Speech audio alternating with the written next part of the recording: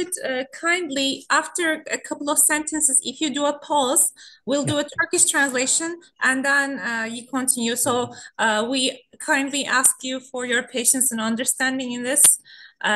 This will be a bit back and forth, but Okay, I've done it many times. okay, great. So, but don't worry, it will go smoothly. We have a great translator here. Okay. Very good. So, all right.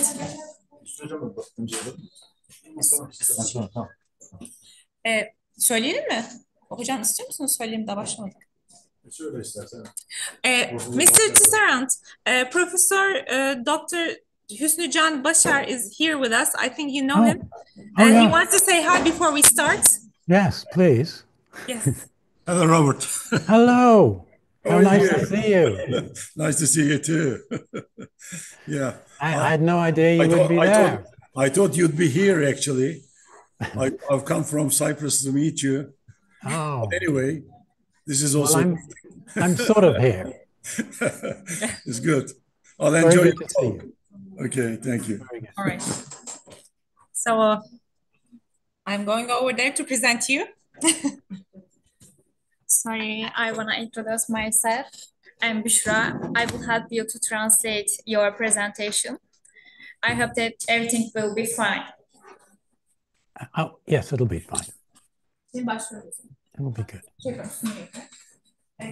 Günaydın.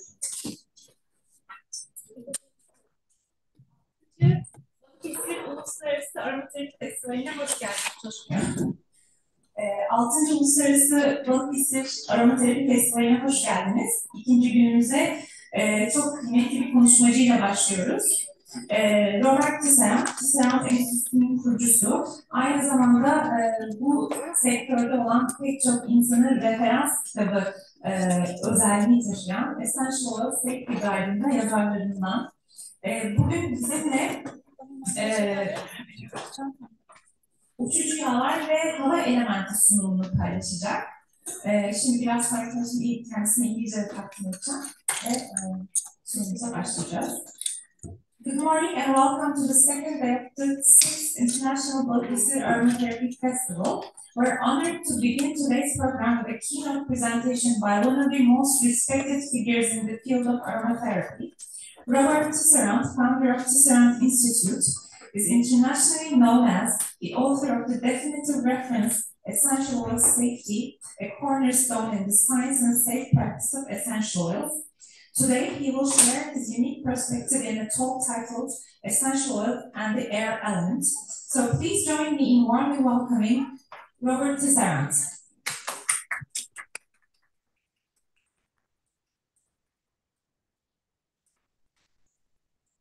Okay, we can start. Start now. Okay. Very good. Hello.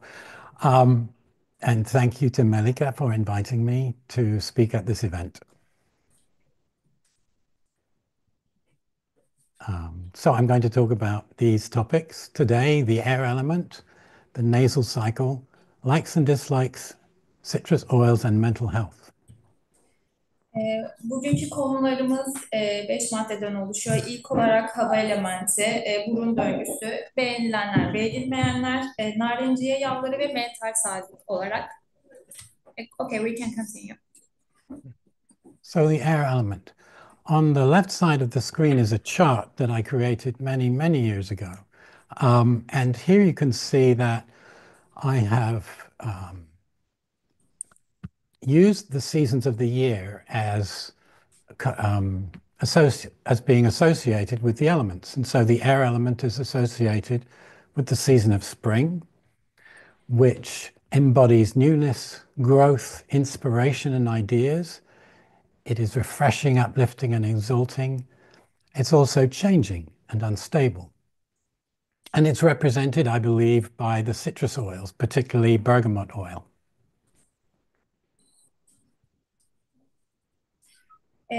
Ekranın sonunda gördüğünüz bir chart var. Burada hava elementinin niteliklerinden bahsediliyor.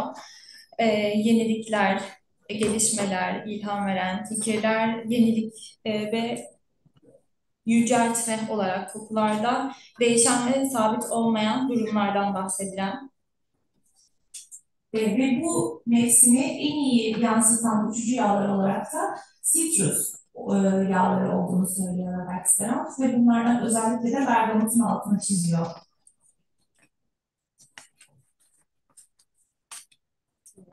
Okay, we can continue. So some essential oils are solid, not very many, but there are a few solid essential oils, so they are represented by the air element. Most essential oils are liquid, that would be represented by the water element. But when they evaporate, they become gases, and in that form, they're represented by the element of air. And once vaporized, we can call them volatile organic compounds. Bazı esans yağları katı şeklinde yani toprak olarak nitelendiriliyor.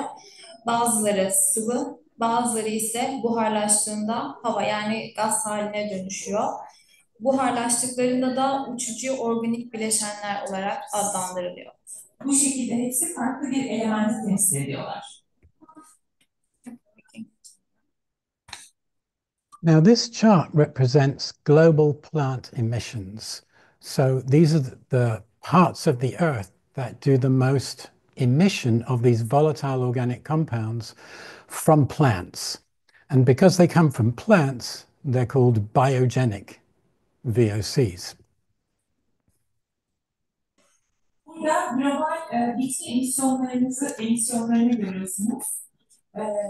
Her sene 2 trilyon kilo emisyon bırakıyor bu yağlar, bitkiler. Bunlar da biyojenik uçucu komponentler olarak karşılaşıyor. So every year there are 2 trillion kilos of biogenic VOCs that evaporate. Half of these are monoterpenes, and the other half are other types of essential oil compounds. Çıkan uçucu bileşenlerin yarısı monoterpen, geri kalanı da diğer bileşenler oluşturuyor. So most of the monoterpenes are pinene and limonene. And the reason for that is because pine trees emit pinene and limonene, and so do many other trees. But pine trees in particular are very prolific in many parts of the planet. Bu çıkan monoterpenlerin çoğu pinen ve limonen maddeleri oluşturuyor ve bunun nedeni dünyanın büyük bir kısmını çam ormanları kaplıyor olması. So this is interesting because when the weather is warmer, there's more volatile organic compounds being evaporated. And they reach the upper part of the atmosphere where the clouds form. And these monoterpenes combine with sulfur dioxide to form cloud droplets. So they help to form clouds. And the more droplets that are in the clouds, the whiter they are. This means that the whiter clouds reflect sunlight back out from the planet. Sıcak havalarda işte ağaçlar daha çok terpen salgılıyorlar ve bunlar yükselerek yukarı havada sülfür dioksitle birleşiyor ve bulut zerreciklerini oluşturuyorlar. Bu bulut zerrecikleri de beyaz beyaz bulutları meydana getiriyor ve bu bulutlar güneşten gelen ışığı gökyüzüne geri yansıtıyorlar ve bu şekilde bizim dünyamıza katkı sağlamış oluyor aslında uçucular görmeden. So just to recap a little bit, in warmer weather, pinene and limonene evaporate from trees. They help to form clouds, and they help to form white clouds, in particular, that reflect sunlight, cooling the Earth, cooling the planet. Bu şekilde beyaz bulutlar meydana getirilmesi dünyanın soğumasına katkı sağlıyor. As the temperature cools, less evaporation takes place. And so I'm not making this up. This is very well researched. And we do know that monoterpenes help to cool the planet. Bu çok iyi araştırma yapılmış bir konu. Ben bunu uydurmuyorum. Ve bulutlar dünyayı soğuttukça bu arada bitkilerden daha az terpen çıkıyor ve bu şekilde dünyanın serin kalması sağlanmış oluyor. So that was just by way of introducing the fact that we're talking about air and air movement. And now I want to talk about the nasal cycle. So, yeah, go ahead. Şimdi burnumuzdaki döngüsünden bahsedeceğim.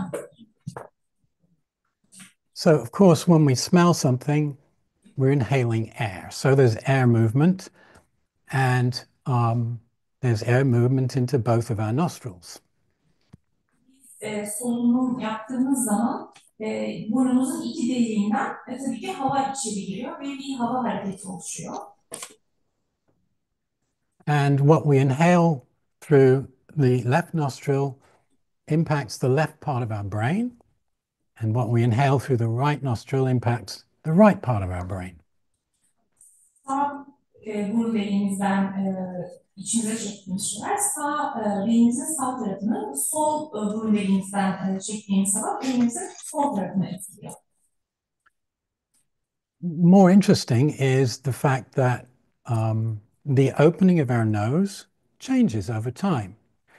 So in this diagram, you can see a cross-section of the nose, the inside of the nose, and there are structures called turbinates, which are illustrated on the left and the right. Zamanla değişiyor. Burada ekranda sağ tarafta gördüğümüz burnumuzun bir kesiti, yan kesitini görüyorsunuz. Ve bu kesitin üzerindeki dal gibi görünen parçalarla turbinate deniyor. So on the left, you can see an actual photograph of turbinates in a nose. And what we're seeing is that as you look at it, the left side, actually the right nostril, is more closed than the left side. The left side is more open.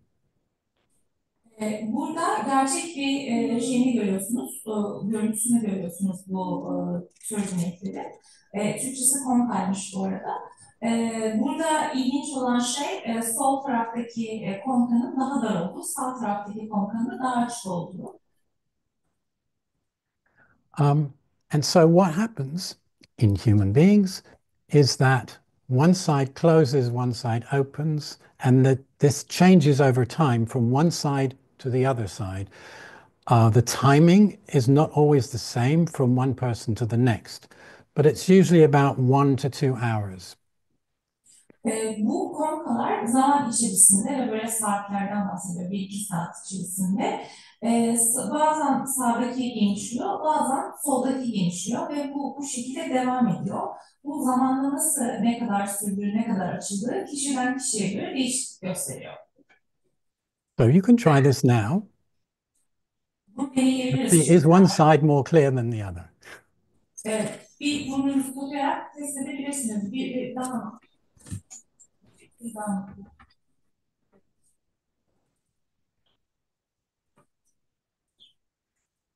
And if you did find that one side was more open, try it again in an hour or two to see if it's the same or if it's changed. Eğer bir tarafın daha açık olduğunu hissediyorsanız ya da kapalı, burun deliğinizi değiştirerek tekrar deneyin ve bakın acaba değişiyor mu konkaların açıklığı ve kapalığı? Daha net alıyorsunuz kokuyu ikinci seferde. So as well as being just an interesting thing, nobody really knows why we have this nasal cycle. Bu çok ilginç bir şey olmakla beraber hiç kimse bilmiyor neden bizim böyle bir nazal şeyimiz olduğunu, dönüşümle sahip olduğumuzu. One theory is that it's to help clear nasal congestion, although there's disagreement about whether the open side or the closed side is better for clearing nasal congestion, I think a more likely theory is that it creates variety in how we perceive what we're smelling. İki tane teori var bununla ilgili. Bir teoriye göre bu bizim burun tıkanıklıklarımızla biyolojik olarak mücadele etme şeklimiz. Ama tabii çok da bilmiyoruz. Kapalı taraf mı aslında tıkanıklıkla mücadele ediyor, açık taraf mı ediyor? Hangisi daha fonksiyonunu anlamıyoruz. Ama daha olası bir teori burnumuzla yani solunum yaparak aldığımız kokuları algılama şeklimizle ilgili oldu. So another thing that you could try is when you're smelling an essential oil, smell one side, smell the other side. Is it the same or is it different? Dolayısıyla bir uçucu yağ koklarken yapabileceğiniz şey bir tarafını kapayıp bir koklayın, bir de öbür tarafını kapayıp koklayın burnunuzu ve bir bakın acaba aynı mı alıyorsunuz kokuları? Okay, moving on. Likes and dislikes. So likes and dislikes are very personal, of course. We don't all like the same things. We don't all like the same foods. We don't all like the same smells. And it's a very emotional response that we have. And it's our first response to when we smell something usually is, do I like it or not? Şimdi beğenilen ve beğenmediğiniz şeyler var tabii ki. Bu tabii ki çok kişisel bir şey. Herkes aynı şeyi beğeniyor veya beğenmiyor değil. Bir şey kokladığınız zaman da bir düşünüyoruz. Acaba beğendik mi, beğenmedik mi? So this was a really interesting survey that was done.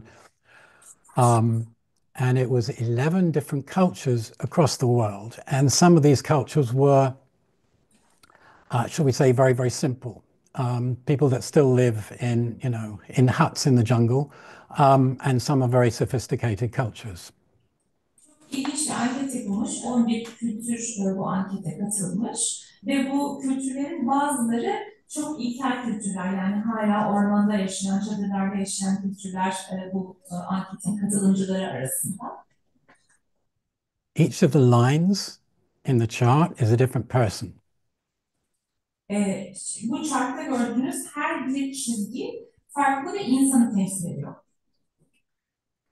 So the more blue means I like it, and the more red means I don't like it. Ve burada chartta gördüğünüz çizgiler ne kadar mavi ise o kokuyu o kadar seviyorum demek. Ne kadar kırmızıysa o kadar sevmiyorum demek. So vanillin was the most well-liked fragrance, and yet some people didn't like it. That you see yellow and even red. Burada vanilya mesela en çok beğenilen kokular içerisinde. Fakat vanilya o geniş çizgisi üzerinde de sarı sarı ince çizgiler görüyorsunuz. Dolayısıyla bunu da beğenmemiş insanlar var demek ki. Then we have linalool, which is in coriander oil, for example. Smells a little like coriander. We have eugenol, which comes from cloves. We have phenylethanol, which comes from roses. Dimethyl disulfide, which is a very nasty sulfury smell. And isovaleric acid. Burada diğer çizgilerde gördüğünüz mesela linalol, kişniş örneğine verdi Tisserand hocamız.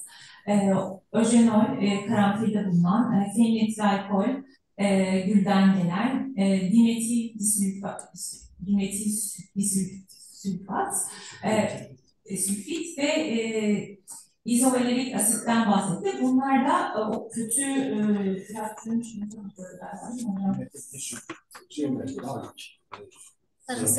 sarımsaklı olan valerianlı olan, evet. Yani böyle daha insanların genel olarak sevmediği daha keskin kokular aşağıda gördüğünüz çizgiler. And you'll notice that some people like isovaleric acid. Ama bunları bile bazı insanlar beğenmiş görüyorsunuz çünkü üzerinde mavi çizgiler var. Now, these are odorants that are used by people researching the psychology of smell. And so unpleasant odors are considered to be unpleasant to everyone, and pleasant odors are considered to be pleasant to everyone, although, as we just saw, that's not 100% true. Some people actually like valerian or isovaleric acid, and some people don't like linalool, for example. Burada bir ayrım yaparsak, mesela hoş kokular ve hoş olmayan kokular diye, bunlar hoş olan kokular genellikle beğenilen kokular, hoş olmayan kokular da genellikle beğenilmeyen kokular. Fakat bu kokuların arasına baktığımız zaman da hoş olmayan kokular arasında beğenilen kokular görebiliyoruz.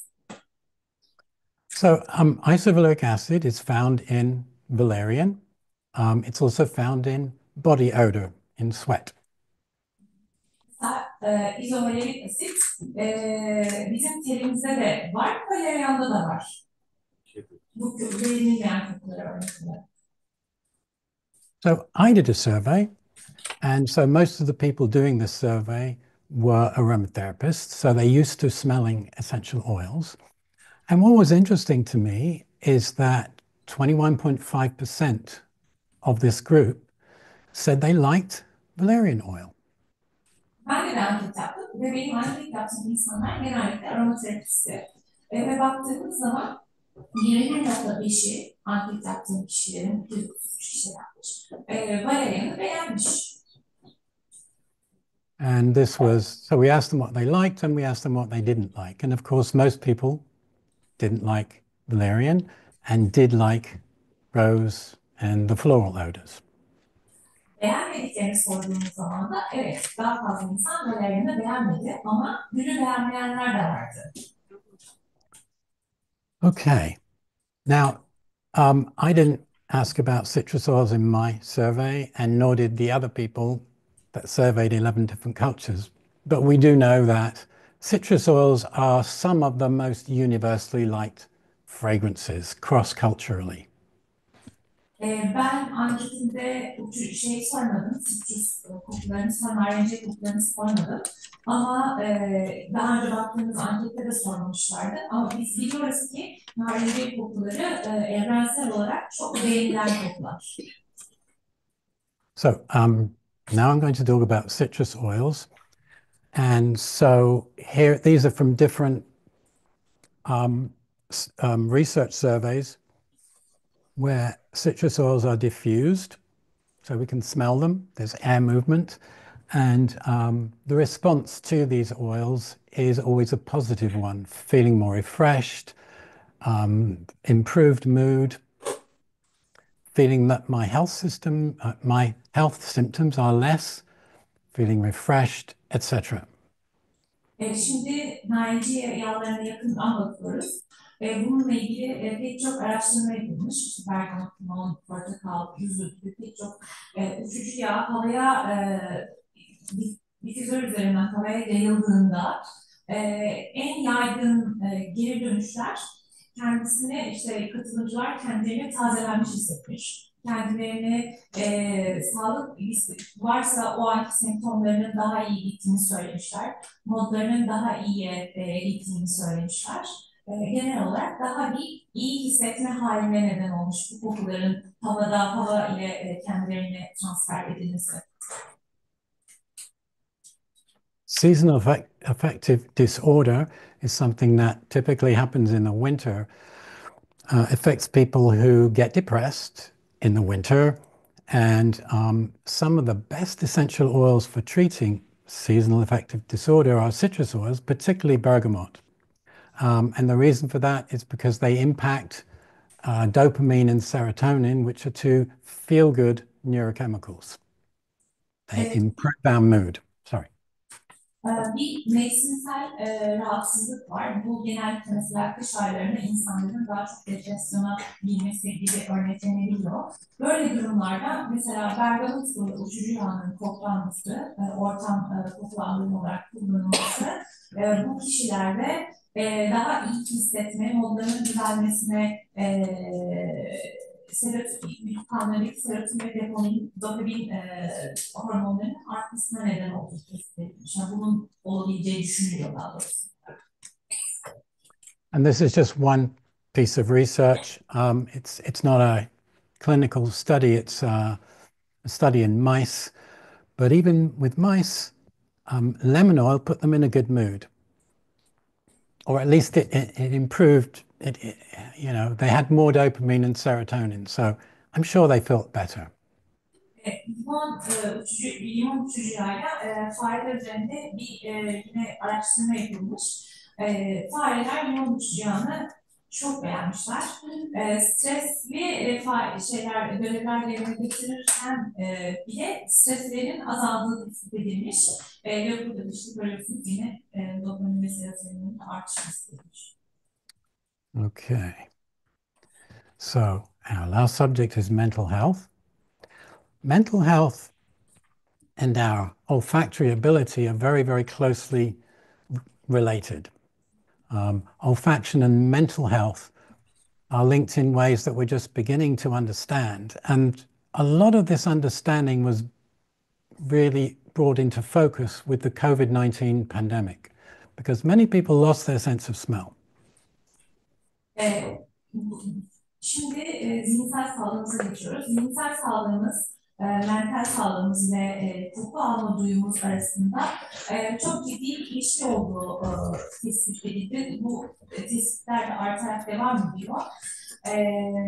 Ne kadar koku alma duyumuz ne kadar iyiyse zihinsel sağlığımız, mental sağlığımızın o kadar iyi olduğunu görüyoruz.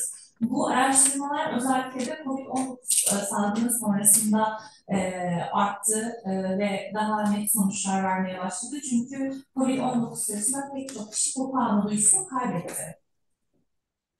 When you lose your sense of smell, then you realize how important it is, because most of what we think of as taste is actually smell.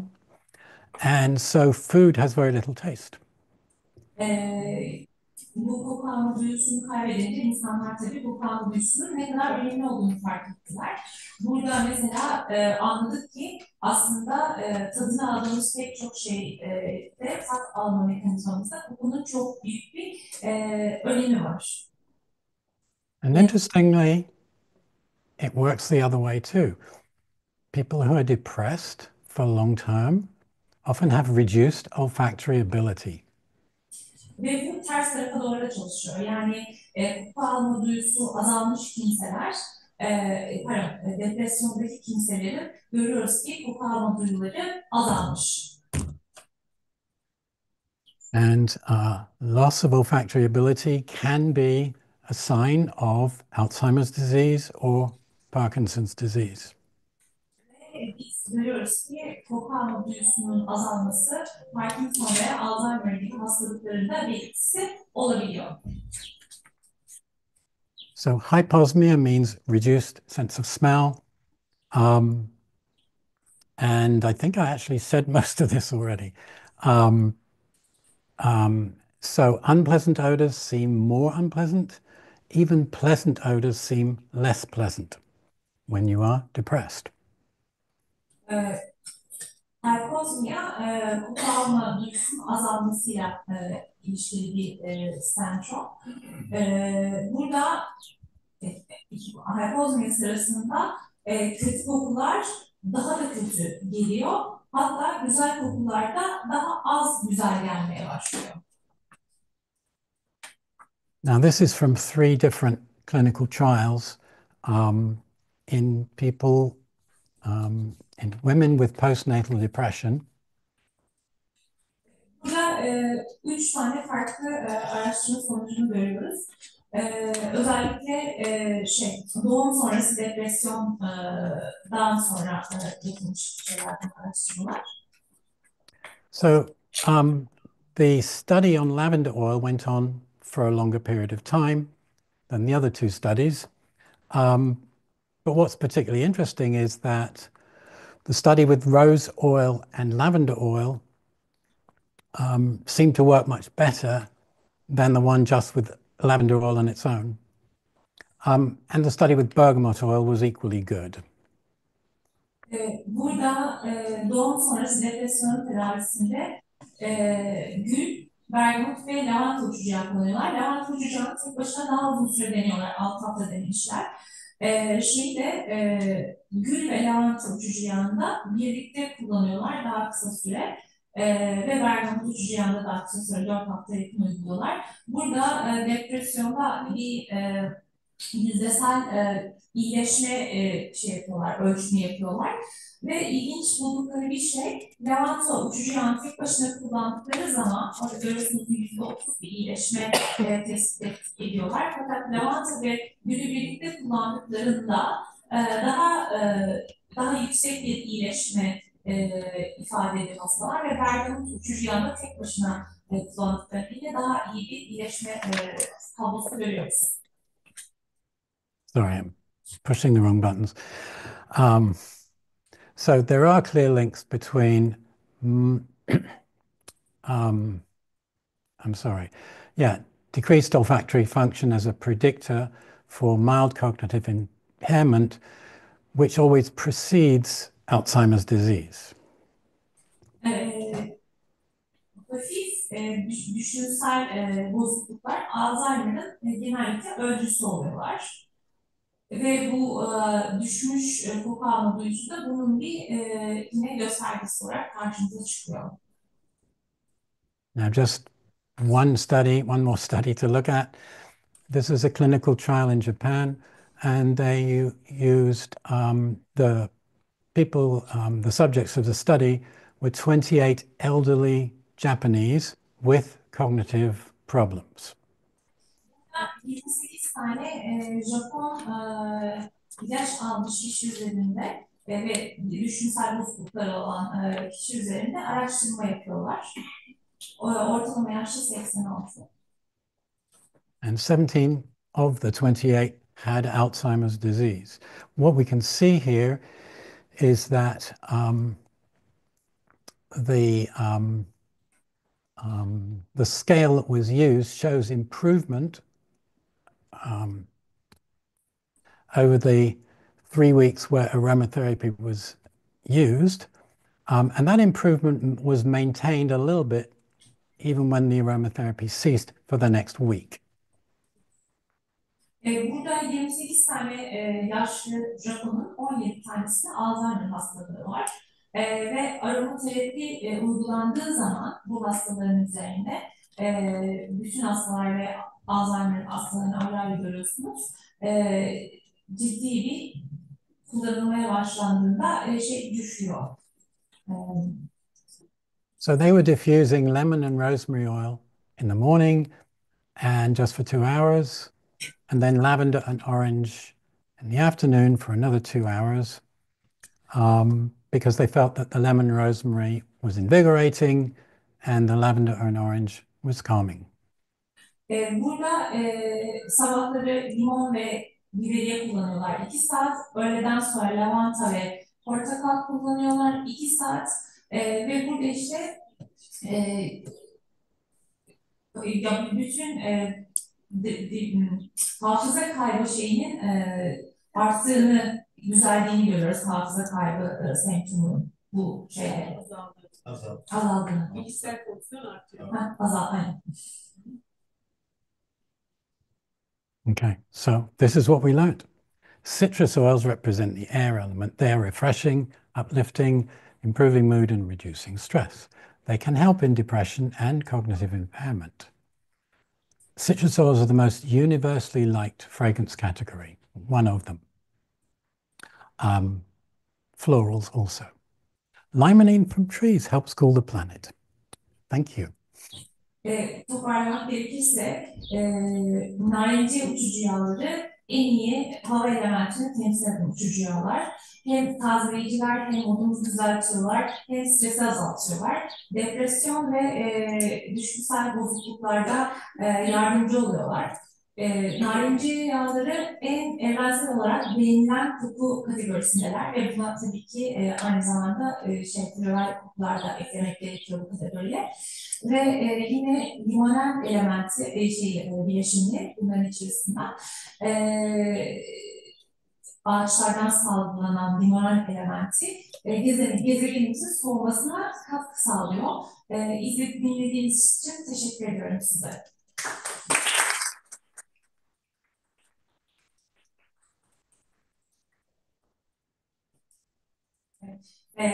So, İlk soru. 5 alabiliriz.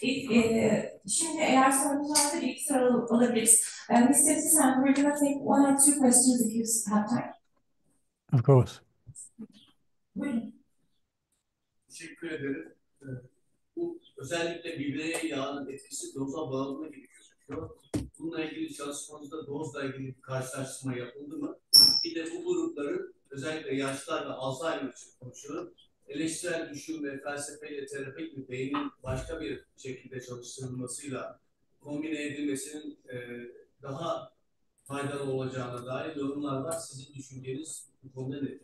So there are two questions. The first of which is our participant is asking, he noticed that the rosemary essential oil, when used in these researches, seems to be dosage dependent. Do you have anything to say about the dosage of the rosemary essential oil, and how did you prepare them? Okay, well, you know, the slides that I've been showing you are all about diffusion. So when we're diffusing essential oils, there isn't a dose, really. There's just a few parts per million in the air. And we can guess at the concentration in the air, but it's not really a dose. So I don't quite understand, but I also don't understand why rosemary oil, I mean, in what sense rosemary oil is dose dependent. I'm not sure in what context it might be dose dependent. Şimdi biz bunları havaya yaydığımız için diyor, bunun tam olarak bir dozu yok diyor, inhalasyon yoluyla etki sağladıkları için diyor. Ama neden biberiye yağının dozla ilişkisi olduğunu düşündüğümüzü anlamadım diyor. Çünkü böyle çalışmalar var da haftada 2 verildiğinde arttırdığını, 3 verildiğinde azalttığına dair. Also, our participant is referring to other research papers that have mentioned, like, if you use rosemary oil twice a week, then it works better as opposed to if you administer it once a week, kind of thing. Twice a week is better than once a week. Haftada 2 verirse daha iyi oluyor. Haftada ne kadar? Twice a week. Evet, he says it's better to give twice a week according to our research. Okay, so I can believe that. So the other question he was asking, when working with these, but these researchers don't belong to you, do they? Just you did one research? No, I didn't do any of the research. I just did a survey, which I showed you about likes and dislikes. I haven't done any of the other research. In that sense, he's asking for your opinion whether these aromatherapy applications could have been supported by also philosophical thinking, like workshops and seminars directed toward the elderly. If there was a combination, like combinational work with aromatherapy and philosophy workshops, for example, to increase their cognitive functions. I mean, I don't know about workshops. There are clinical trials that have been done. There was a very interesting study you may have heard about. It was done a couple of years ago where people were given, essential oils were diffused at night when people were asleep. And these were elderly people. And over 6 months, they had a measurable improvement in cognitive function compared to the control group. And in the control group, they had a decline in cognitive function, which is not unexpected in the elderly. That's a different research. I didn't show you that. Bunlar klinik çalışmalar diyor. Ben bir tane klinik çalışmada akşam yaptıkları zaman yaşlı bir grup hastaya bir kontrol grubuyla beraber uçucu yağ verildi ve bunlar uyurken uçucu yağlar etkilerini gösterdi. Daha sonra kontrol edildiğinde uçucu yağ soluyan grup, uçucu yağ solumayan gruba göre bilişsel becerileri iyileşti. Öbür grubunda hatta daha az bilgisayar becerilerini azıcık kaybettiğini tespit ettik. Diyor ki bu anormal bir şey değil diyor çünkü onlar yaşlı insanlar diyor. Thank you very much, Mr. Tisserand. That's the end of our questions, and thank you for your contribution to our Aromatherapy Festival. It was great having you and listening to you here. Thank you.